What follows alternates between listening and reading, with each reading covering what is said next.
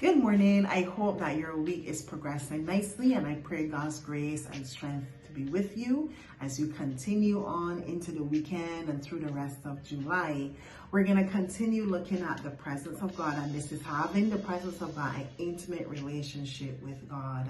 And today we're going to talk a bit about what can draw us away from the presence of God. We spoke about how we can acquire the presence of God by drawing near to Him and by allowing Him to sanctify our lives. But there are things that draw us away from the presence of God. I also mentioned about having clean hands and a pure heart. And the pureness of that heart has to do with not practicing sin. Of course, we will sin at some point in time, but it is not the same thing as practicing sin, meaning doing the same thing over and over again without any repentance, without any desire to change, without any effort at all to surrender to God to be changed. That is what we're talking about. A heart that is full of sin, that separates us from the presence of God.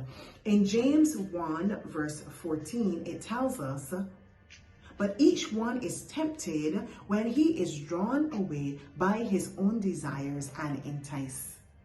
Our own desires, those desires that are not in alignment with God, that are not pleasing to God, that we categorize as sin. And it's not always the illicit things that we know and we can label that we try to stay away from. But it's also the good things like too much television, things like too much work or studying. And these things are good things, but good is best worst enemy when it is drawing us away from spending that time with God, praying and reading His Word and studying His Word and obeying His Word. We're not going to be able to obey His Word if we don't read and study and meditate upon His Word. So these are some of the things that draw us away and entice us. Our own desires. No one can pull us away but us.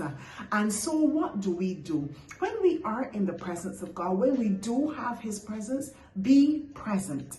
As God gives His presence to us, we are to give ourselves, our presence to Him. Surrender and yield completely to Him and to the process of sanctification. Because as we do that, He would remove those desires that are not good for us. Those things that would come and entice us and draw us away. He would remove them and cleanse us from them and strengthen us so that we can resist the temptation. That way, we can always stay in that intimate presence of God. And I am fully aware, as we spoke about the benefits that being in the presence of God will give us. There are some benefits when we are drawn away, when we have these desires and we pursue after these desires. We do see some benefits, but I guarantee you that those benefits are temporal.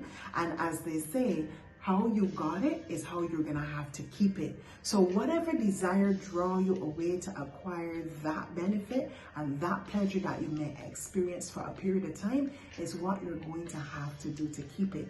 But the upside to it is that when we pursue the presence of God and when we are in the presence of God and we gain those benefits, the same is true. How we got it is what we're going to have to do to keep it.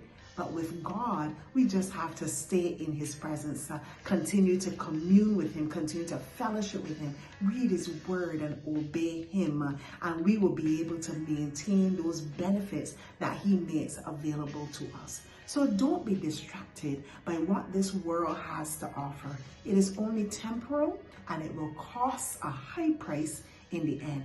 What does it profit a man to gain the whole world and lose his soul? And is tomorrow promised to anyone? Do we know when we drift away from the presence of God?